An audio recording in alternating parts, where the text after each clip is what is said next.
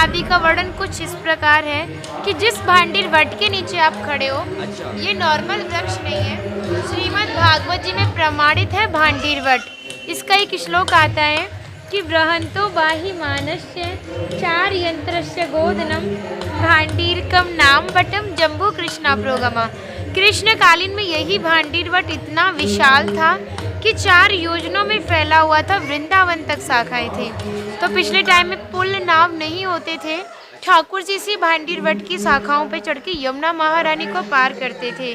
और मान्यता बताई जाती है ठाकुर जी की 9 लाख गाय यहाँ बैठ के विश्राम करती थी। तो माता जो भी प्रसादम रखती थी सभी ग्वाल वाल एकत्रित होकर दोपहर का भोजन लेते थे।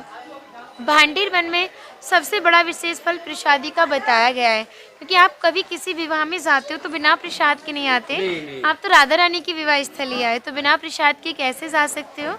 यहाँ पे सामने आप बाउंड्री पर चित्रण देखेंगे कि राधा कृष्ण में मल्ल युद्ध हुआ था। तय किया गया कि जो भी हारेगा उसको भंडारा करना होगा। ठाकुर जी हार गए थे श्री राधा रानी से, तो ग्वाल वालों के साथ मिलकर यहाँ पे भंडारा किया। उसी के नाम पर इस स्थान का नाम भांडीर वन पड़ा। तो यहाँ पे सबसे बड़ा विशेष फल भंडारे का माना जाता है।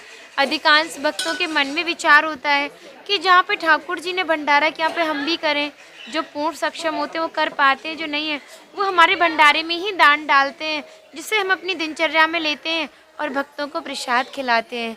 हमारी राधा रानी ने इस स्थान के बारे में बहुत ही विशेष बात कही थी। कहा था जो भी भक्त गुप्त वृंदावन आएगा वो मोक्ष को प्राप्त होगा।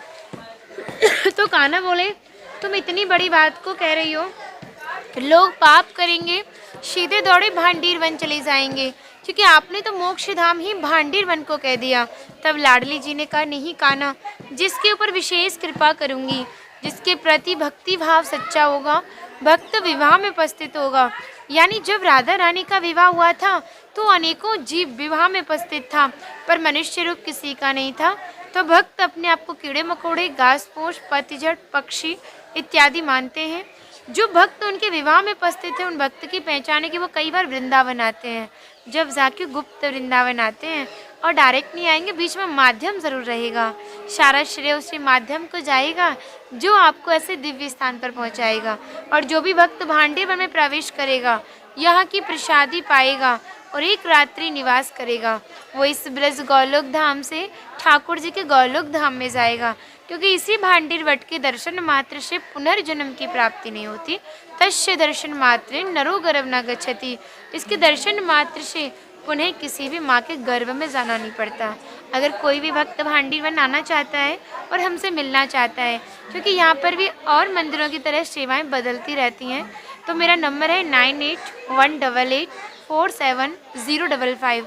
आप इस नंबर के माध्यम से स्थान से जुड़ी और भी जानकारी ले सकते हैं। अच्छा, किसी को पेट भर के प्रसाद लेना है तो इस नंबर में कांटेक्ट करेंगे तो वो भी चल जाएगा। हाँ, पेट भर के भोजन मिलेगा। जो भी कड़ी चावल सब्जी इत्यादि बोलेंगे, ब्रज रोटी माखन मिर्ची छाछ के साथ।